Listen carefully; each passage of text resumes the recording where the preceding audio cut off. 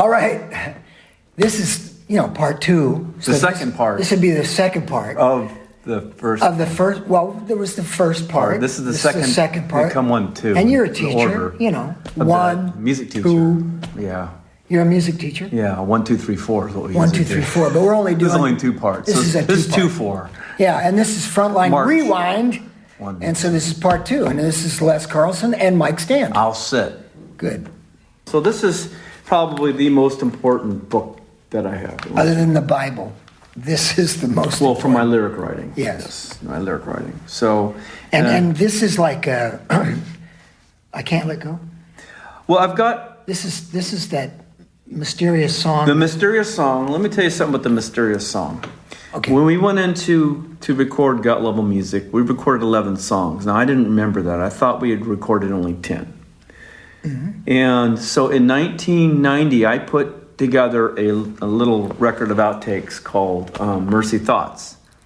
And I knew I had this cassette right here. And I had GLM Basics. And I thought, and I was going through everything that I had, and I had some unreleased stuff and some demos and some live things. And I thought, well, it'd be cool to include something off the GLM Basics just to have up there. Mm-hmm. What did it sound like putting down? So I put GLM. Well, listening to it, I heard a song on here. And this is 1990. I'm like, what song is that? And I kept thinking, well, I thought we only recorded 10 songs. What song is that? Was that just us practicing? I go, well, that must be the song called Secret Fight that we did on we did it for Against the Grain. I don't know what it is. So I kind of forgot about it. Yeah. And then I had gone through this again in like 2010, and that song came up again. I go, what song is that? I don't know, because I was kind of categorizing my cassettes just to kind of see what I had. Okay. And I still didn't know what song it was. So you have a good memory, but it's short. What? So you can't remember this song. Huh? I'm getting this. You cannot remember. I can't remember what song this is. I'm never going to remember this. Okay. So, 2014, Greg Hayes from Girder Records contacted me about re-releasing GLM and wondered if I had any kind of demos or anything. And I said, well, I'll have the basic tracks with just us on guitar, me on guitar and drums and bass, nothing else. No vocals, no nothing. We recorded GLM. We didn't put scratch vocal. Yeah. Put no scratch vocal, even for that. I don't know why. Because the idea was, I think the idea was we wanted it, when we cut the guitars, we wanted it to be live. So I sometimes can't walk and chew gum at the same time. So I just, put the guitars down with the idea, not recutting the electrics again, the rhythms. So I went through and I said, all I have are the GLM basic tracks with just, that's not that interesting with no vocals on it. But then he says, well, I'm looking at this original Frontline release and it's got a song called I Just Can't Let Go on there. Oh, okay. I went, oh, wait a minute. That must be that song that I don't know what it is. Okay. I wonder if I have the lyrics for that. I know I have the lyrics. Where are the lyrics? So I went through my lyric book. Oh, I just can't let go. Where is what?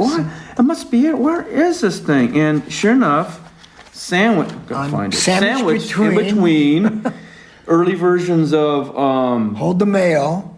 No, early versions of Final Hour, and I think actually the next page is Calling to You with I Just Can't Let Go. There it is. That's they got the chicken scratch version, which is this version. Me trying to figure it all out, trying to write out the lyrics. So I've got the lyrics. I've got the original track with the drums with no vocals. So I'm like, Greg, and we're going back and forth in email. I go, I don't know how this thing goes. And he goes, well, try to figure it out. So I sat down. I tried to work on it.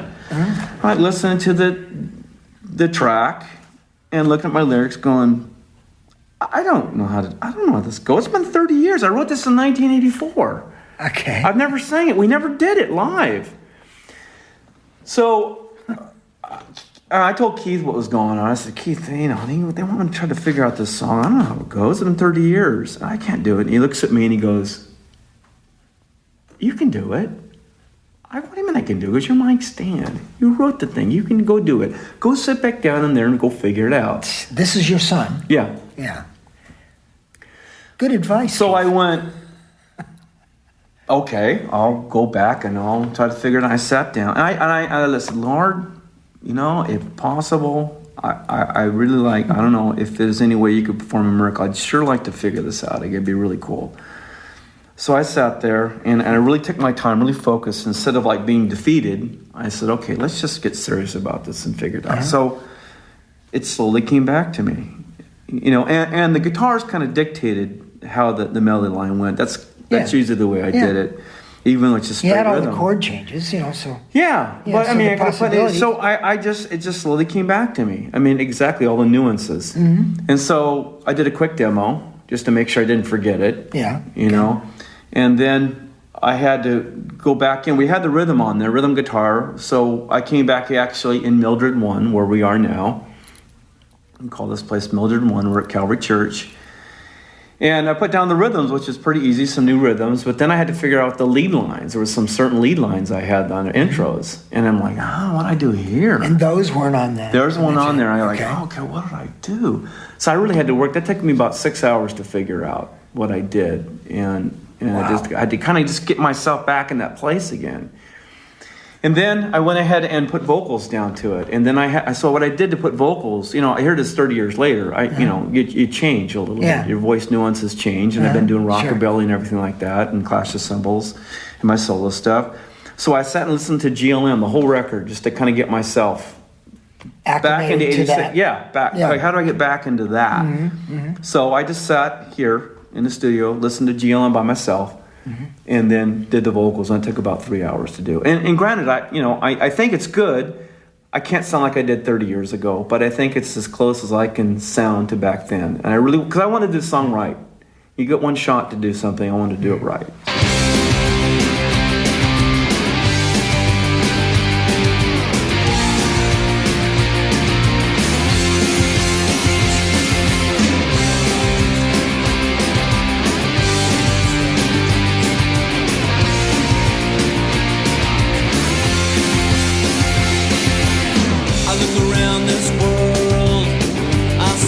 Pain and suffering, I just can't believe the way people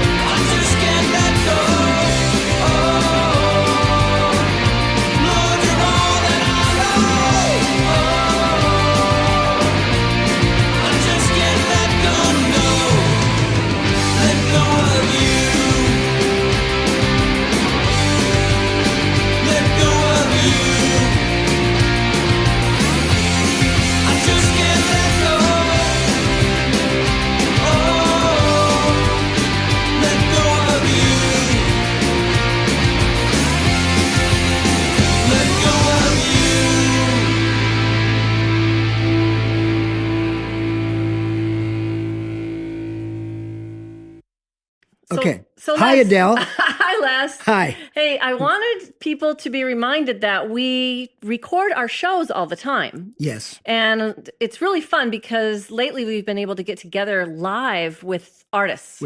And it's been great. So we want to, again, remind you that we actually air some of the clips, video clips on Frontline Records YouTube channel. Yeah, so it's not just audio anymore. There's some actual video clips that kind of are exciting because you get to see the artists and how we are in real life and our natural habitat behind the microphone. That's right. And most of the time, we videotape and we air clips of the artists playing instruments, singing, guitar, that kind of thing. A lot of fun. Yeah, we throw that in when we can. Yeah. Yeah.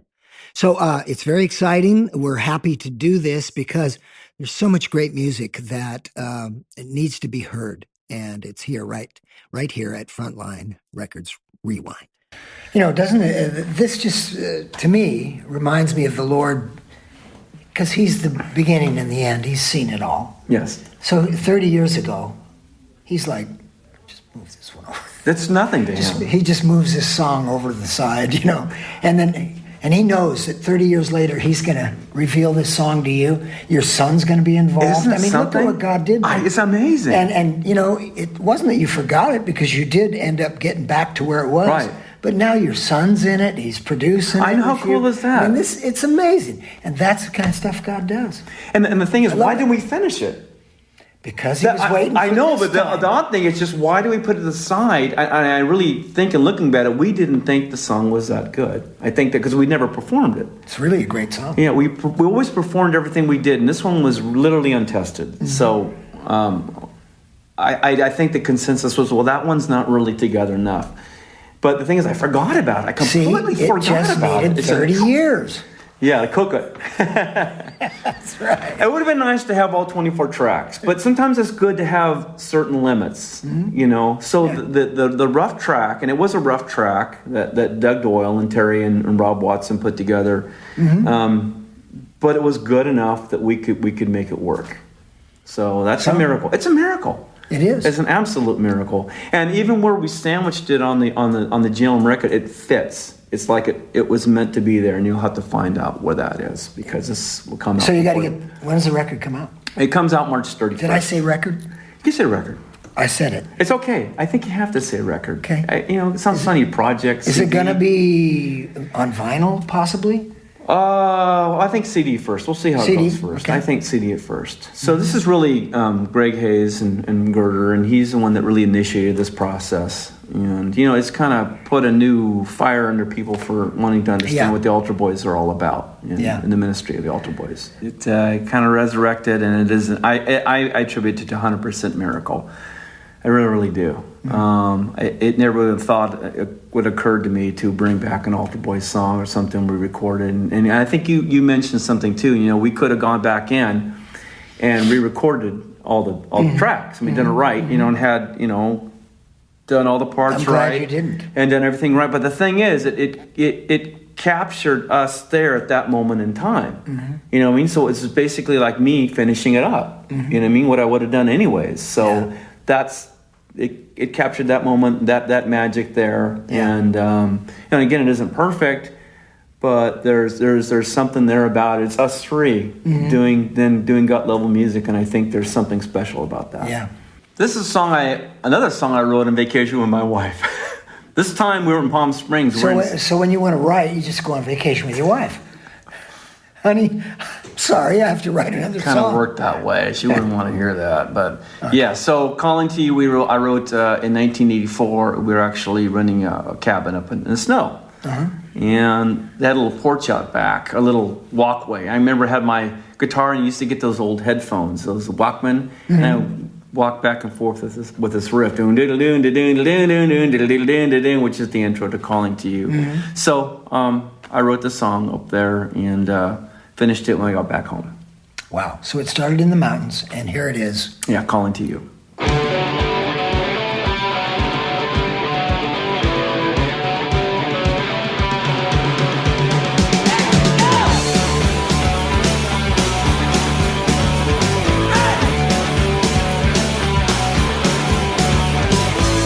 So many dreams have been crushed down.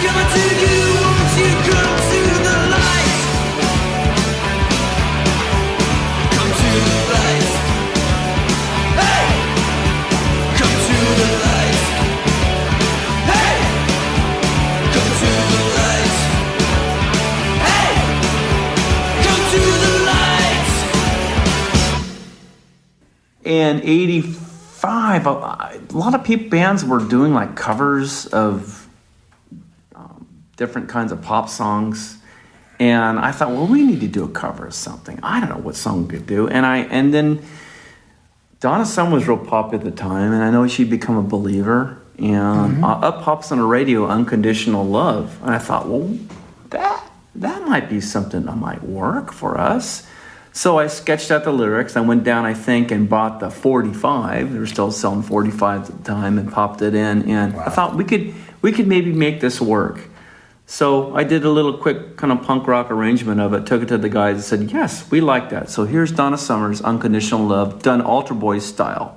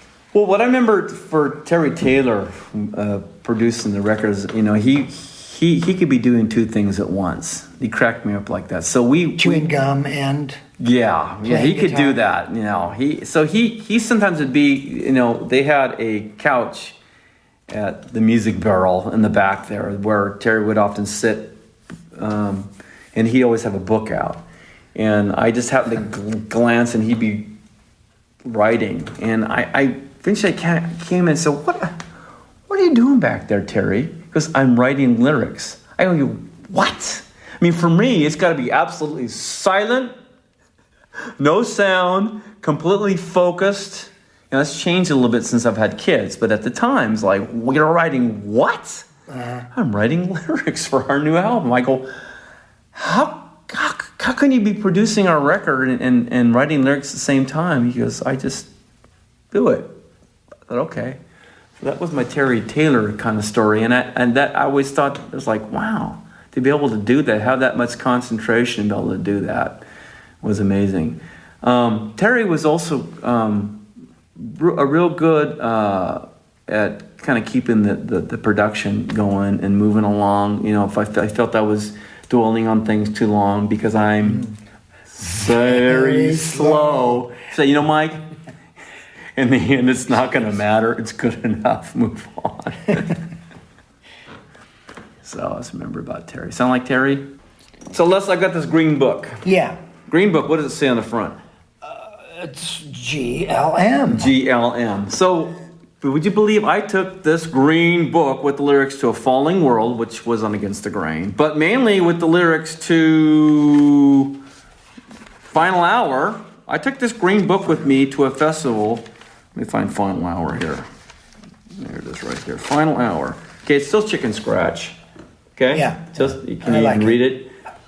Well, sure, if I got my trifocals on. So I took this book with me to Cornerstone 85, okay? All right, this is the only set of lyrics I have for Falling World and for Final Hour. This is it. I lose this. I mean, I did have some sketches in my earlier books, but really the final lyrics are right here. Mm-hmm. Okay, and we're behind the stage, and I'm writing out set lists from this book. Yes. And then I set this book down, and I leave. I mean, literally, I leave, we leave, and this book is sitting behind the stage at Cornerstone 85. You mean you fly out of town? Literally, yeah. I think we flew from there to, either back home, we flew to Florida for some But gigs. your green book is sitting on My green book is sitting behind stage. There's all kinds of things back there. Oh my gosh. Water bottles and Coke cans and guitar picks and separation anxiety. Well, not until I got home. Yeah. And I went, where's my green book? Oh, this is traumatic. Where's my green book? And I'm just looking all over. Where's my green book? Oh. I left it at Cornerstone. So I got on the phone. He didn't have cell phones, so I used a rotary. Dick Randall. Got to find Dick Randall. Dick Randall was one of the MC. Mm-hmm. And so I finally tracked him down. Dick! It's Mike Stand. How you doing?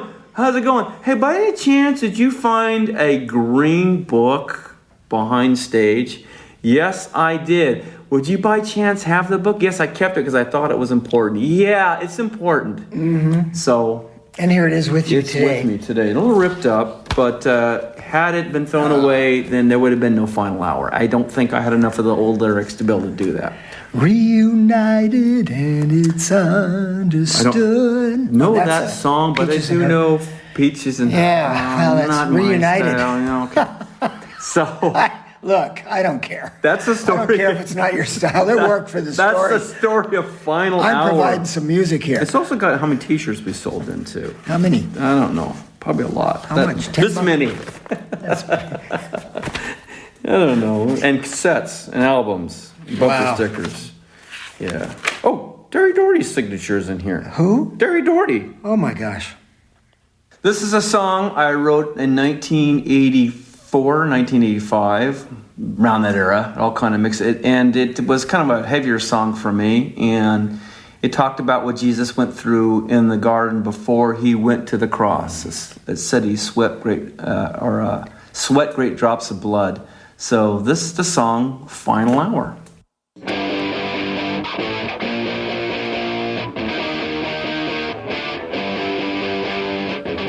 the garden,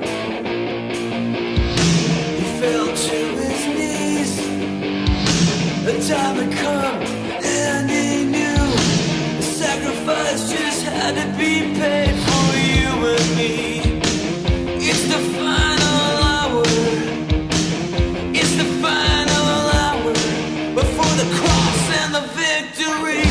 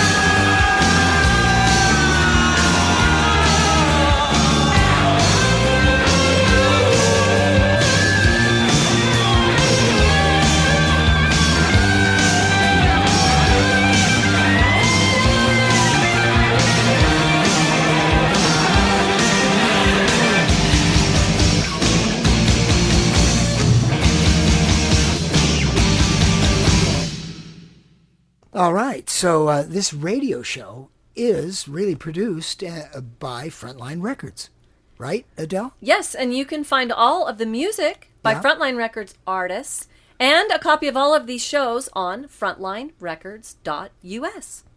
So that would be frontlinerecords.us. Correct. If you go online and you type that in, Yes. you're going to be brought directly to the front door of Frontline Records.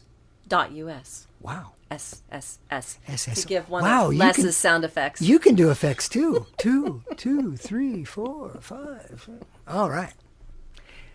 When you think about the trio on the road and what was happening at that time, what were some of the times when you guys looked at each other and went, "Wow, that was the Lord"? I think every day it was a miracle. I think when we first ventured out in about 1986 and went on the road, a guy named Bob Collins' crew booked about 10 dates for us. Mm-hmm. What'd that look like? You guys were in a Volkswagen or what? Yeah, basically a truck, an old pickup truck. Okay. And someone had to sit in the back, and it was usually me because I like to sleep all day. Because I couldn't sleep at night. I was always the guy that drove at night. I was always the one that drove till 3 Okay. a.m. and slept during the day. So that was how the breakdown of the group was. You were the night driver. Yeah. And I think even going, as I'm thinking about this, I think the big thing for us too was when we went to Cornerstone '84. Okay. That was huge too. You drove from L.A. to No, we Cornerstone? flew. We always flew. We never drove across country. Did you know oh. that? We never drove across country. Never drove across Really? country. Always flew. I know. Okay. The farthest we got was New Mexico Oh. and Arizona. We never went past that. I mean, as far as driving. Okay. If we went to Texas, we flew. Any place else we flew. What And then we about rented a West car. Coast? Did you go north and south?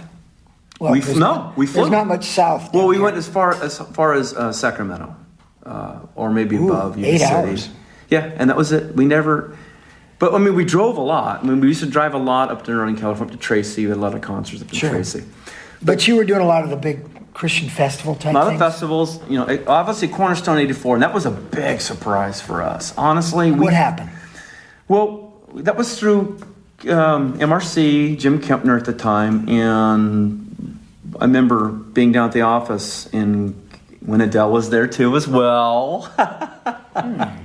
Well, she was Adele Merrick back then. Remember that, huh? Pretty good. Adele Merrick. And there was just this energy going on down there. Everybody talking about this and what's going on, this festival we got invited to back in Illinois. Oh, the East Coast. No, the Midwest. Illinois, it's the East Coast. Yeah. And so that, I don't remember, that was maybe April 1984. So anyways, we hop on the plane and get out there, and I'm thinking, no one's going to know us out here. No one's going to care. And we were scheduled to go on Saturday afternoon. Friday night, the youth choir at the time played. And so we got in kind of late, and we ran into Derry, and like, how'd it go, Derry? What'd you think? And he goes, oh man, Mike, it was great. I go, well, did anybody know you? Oh, they know who you are. They know us. They're going to love you guys. I go, really? Yeah. And sure enough, the next day, I mean, the energy was just amazing. And then the cool thing is someone captured one song, I'm Into God, on there. So it's one of our videos. You can find it on YouTube. Is that part of that collage that's up there now on YouTube? That, sort of like the history, sort of the documentary? Yes, our documentary. Well, yeah, we put together a documentary, and someone edited us and Undercover. And I don't know if the choir got a video or not out of it. They might have. You can ask Derry about that. Maybe all of us. But we got a really nice video. I'm Into God. We played really good. The energy in the crowd. I mean, when we were done, we went, wow. I mean, it was the four of us at the time, with Steve Paneer. And that was like, okay, this is something very, very special. It's when it hit us, and we knew. And we actually played Calvary Chapel, Costa Mesa, which was having concerts the next weekend we got back. And we just felt, okay, this is legit. This is legit. There's something special going on here. Got some stories. Got a lot of stories. And then my church here, Yeah. where we're at right now. This is Mildred 1 where we are. I know you guys out there Mildred can't- 1. Now, you've given this room a name. Right. It's Mildred 1 because You spent a lot of time in here. I've spent a lot of time in this room at my church, Calvary Church of Santa Ana, my home church, for over 25 years. Wow. They put up with me. Okay. And this room is special because, okay, you can't see folks out there, but if you look at the wall behind me, I had a desk here. Where we're sitting, I had a desk. And this church... So, where this was filmed today? Yes, where this is filmed today. This church gave me permission when I was doing my master's to come here and study. I did my master's in education. So I probably literally spent 300 hours up here, easy 2 years, easy, maybe more, doing my master's degree. So I would work during the day and come out here at night and work from about 11 or 8 to 12 at night studying 3 or 4 days a week, and then come in Saturdays at 7, 6 o'clock in the morning and work till I was done. Now, I did it all online. All my I wouldn't recommend that at all, doing your master's online. It was horrible. But I did it. It took me about 2 years to do. Mm-hmm. And this is also the place where I recorded Altar Billies Heading Out West. I probably spent a good 300 hours up here at the same desk. Wow. Recording the guitars and the vocals to Heading Out West. It took me that long. I'm very, very, very, very, very slow.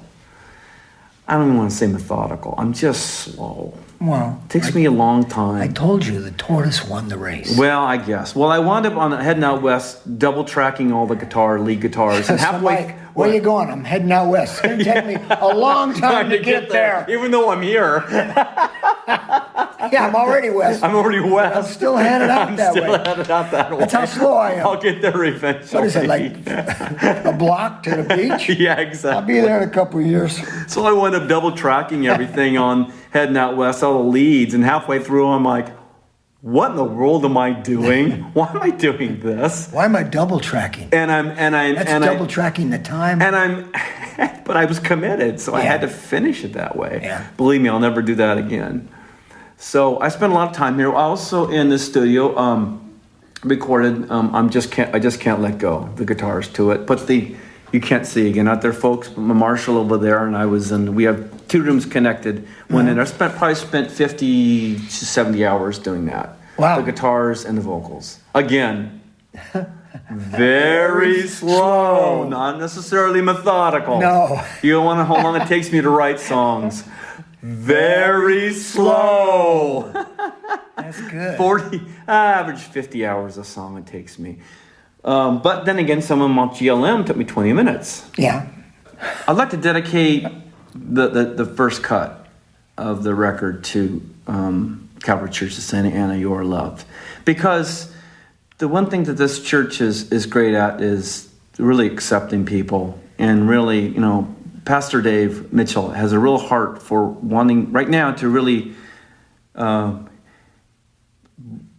told us a story when he was first starting out in the church. His church, I believe it was in Corona, and he became a pastor. First time becoming a pastor, and when he was his first day, the toilet backed up, and there was no one there to clean it up, and it's his first day in the job. Mm-hmm. And that's when he realized that was his job, to clean up people's messes. Mm-hmm. And so that's what he does, is he helps to clean up our messes that we make, and with his instruction. So I'd like to dedicate Your Love to Calvary Church of Santa Ana, because it talks about to all the hearts that have been broken, to all the dreams of the band. The broken people need to come to church and find healing. You won't find perfection. And life. Yes, you won't find perfection. You won't find, all the answers in people, but you will find it in Jesus Christ, which is what we're pointing to. Yes. And that's what this church does very well. And here it is, You Are Loved, from GLM.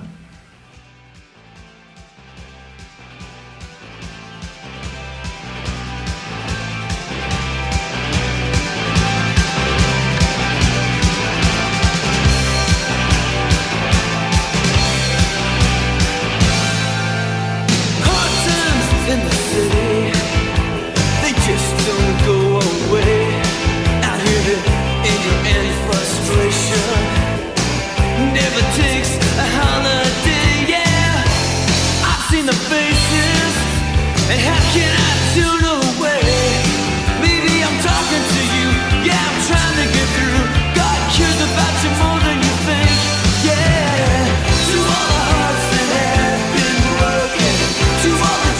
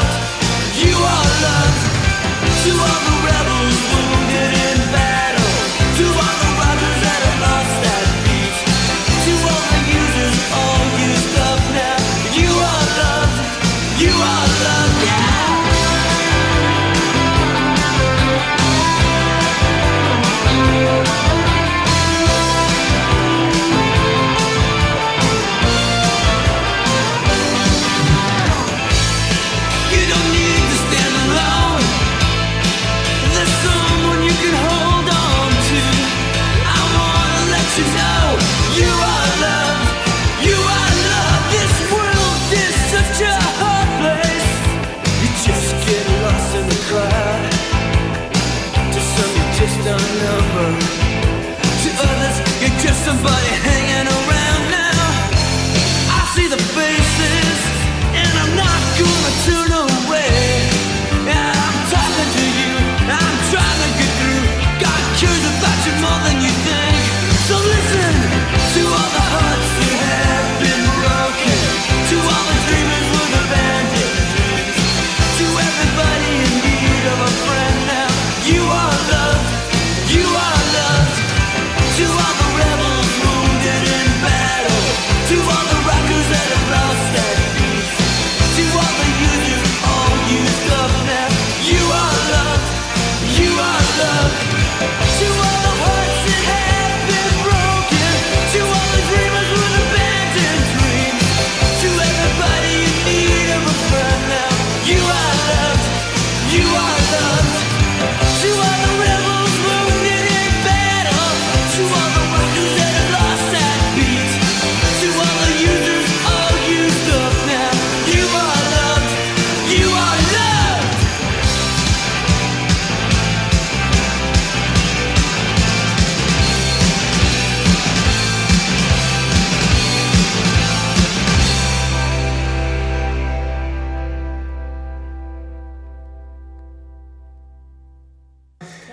Calvary Church is Pastor Dave, every morning says, hey, I preach out of the Word, and I'm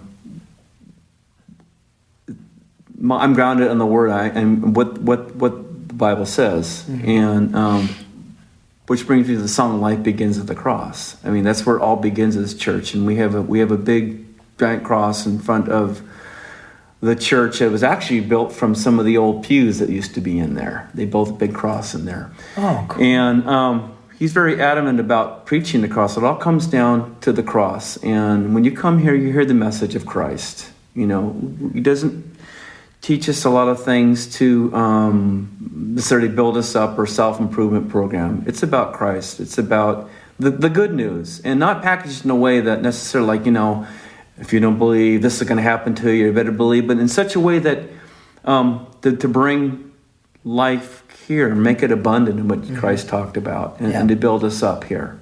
So Life Begins at the Cross, written by Rick Alba, is dedicated to Calvary Church Santa Ana as well. So the first song and the last song. I guess we can say everything in between too, right? Yeah.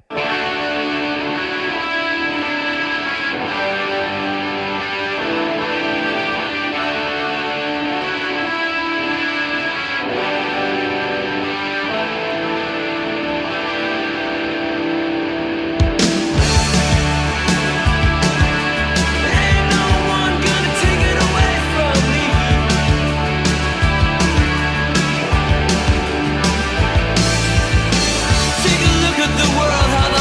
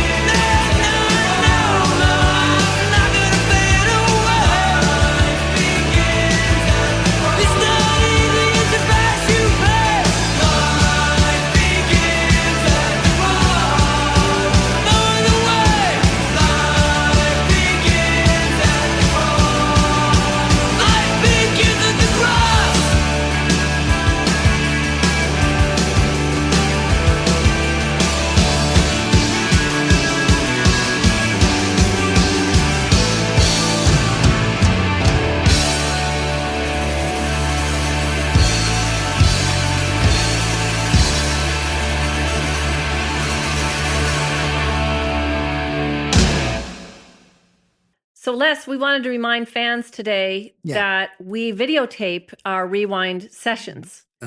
And we use clips of those sessions on our Frontline Records YouTube channel. That is exciting. It is, because most of those clips are actual live performances by the artists that you interview on Frontline Records Rewind. Yeah, and it has been a lot of fun. Yes. So we want to share that with you. Check it out.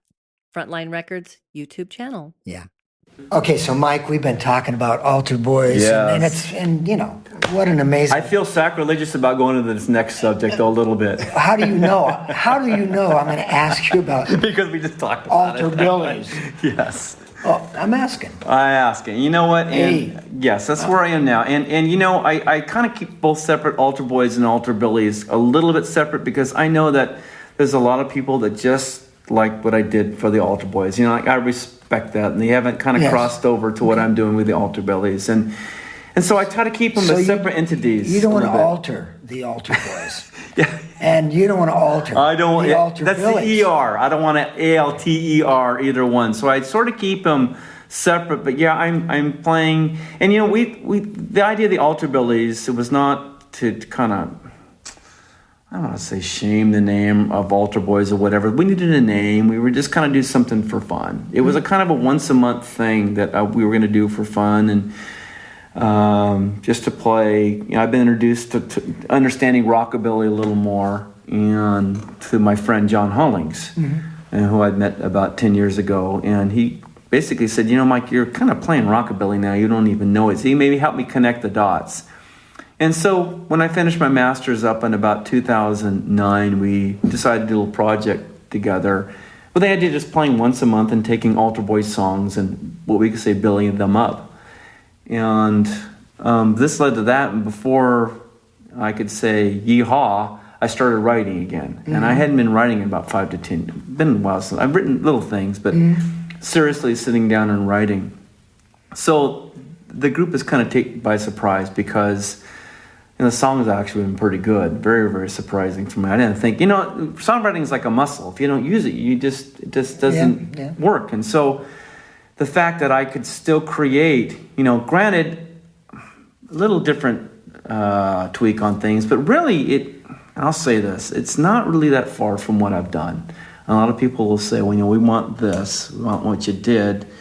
And I respect that, and I understand that, and I'm not going to like force people to like what I'm doing now. But folks, it really isn't that far away. The message, and even a lot of the music isn't really that far away, because rockabilly really was the punk rock at the time. You know, I'm not talking about necessarily swing music, but I'm talking about genuine rockabilly. Eddie Cochran, you know, early Johnny Cash, early Elvis, Johnny Burnett. A lot of these early players, man, it was incredible stuff.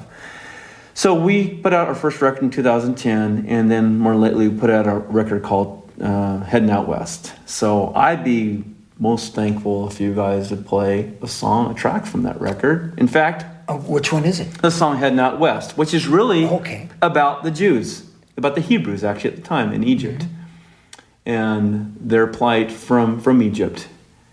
Only they didn't head west, they headed east. But that doesn't come off very well. Heading out east doesn't come off. They eventually did head west. Well, not in. But it talks about about what they went through with the Pharaoh and the story from the Bible.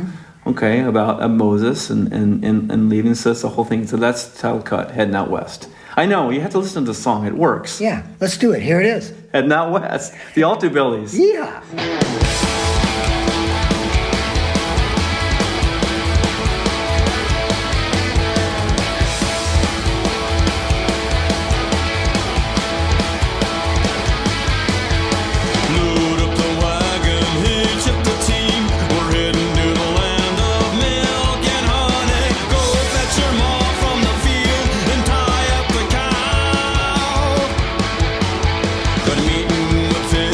Something he should know.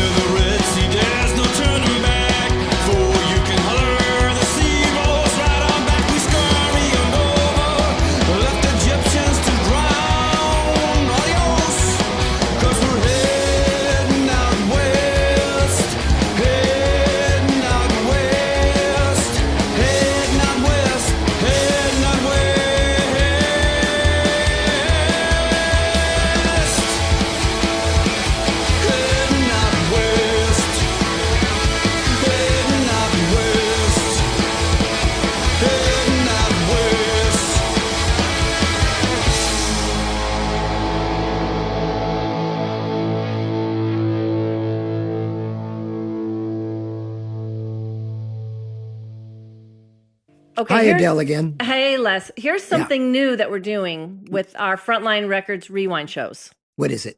We are putting together playlists on Spotify of the music that we feature on the Rewind episodes. Oh, cool. Yes. That's So great. a lot of people are into Spotify. Yeah. And so they can go to the Frontline Records Spotify playlists and find our music with our featured artists. So remember, Frontline Records. you can't forget.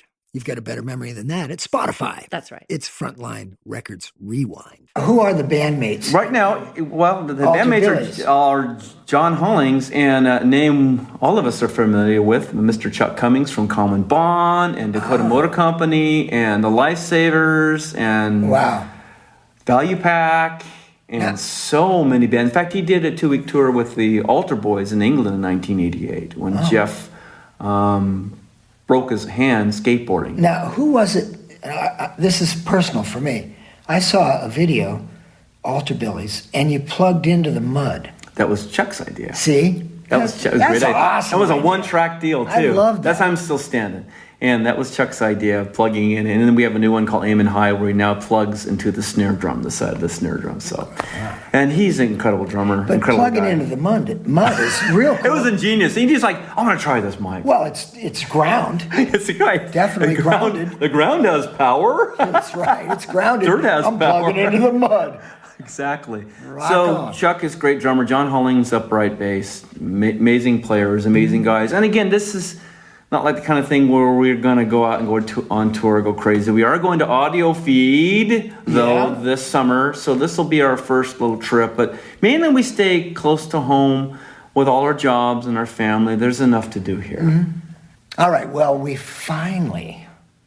It's a good fun. It was finally, but it's because we take our time. And what an experience. This has been a great time. Les Carlsen. Thank you, Les. Mike Stan. Thank you. I'm going to sit. Tell me to stand. He's always telling me to stand. All right. You all came right. up with the joke. Yeah. So I'm just running to the ground. All right. Thank you, Les. Thank you, Mike.